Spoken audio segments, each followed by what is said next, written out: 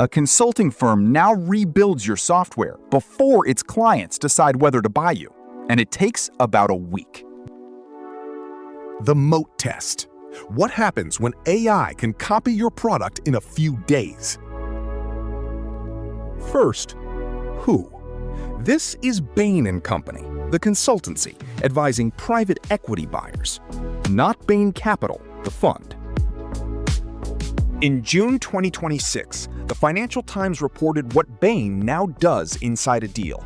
It vibecodes a working copy of the target software. Vibecoding means building software by describing it to an AI and letting the model write the code. The term came from Andrej Karpathy in 2025. Give in to the vibes and forget the code even exists. By 2026, it was word of the year.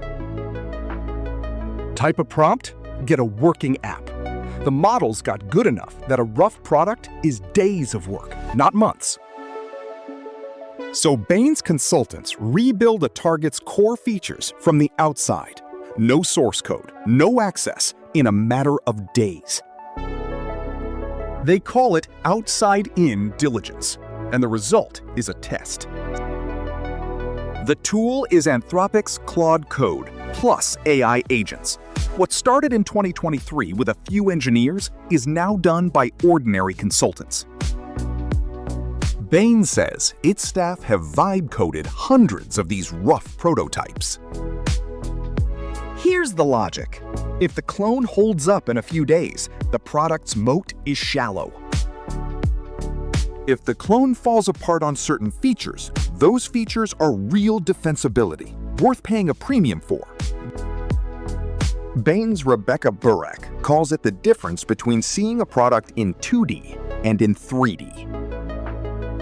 It already changed a deal. One private equity firm walked away from a bid after Bain's replica showed the software was easy to rebuild. Which forces an uncomfortable question.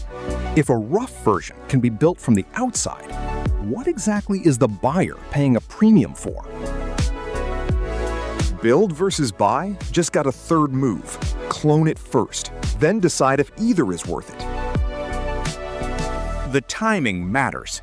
Private equity deal value in tech, telecom, and media fell about 69% in early 2026. And big software stocks took a hit. Salesforce, ServiceNow, as the market started asking what code is really worth. But there's a catch, and it is the whole point. A replica copies the surface. It does not copy the real thing. As one founder put it, you can vibe code something that looks like a hospital software in a weekend. You cannot vibe code the hospital contracts. The real moats survive. Proprietary data, integrated workflows, regulation, distribution, contracts, and entrenched user base. What the clone exposes is the rest. Convenience marketed as defensibility now has a shelf life. The surface of your product is now close to free. The value sits in everything underneath it.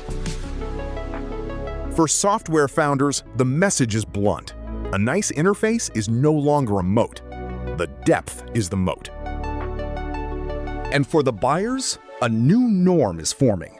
Clone first, value second. Diligence by recreation.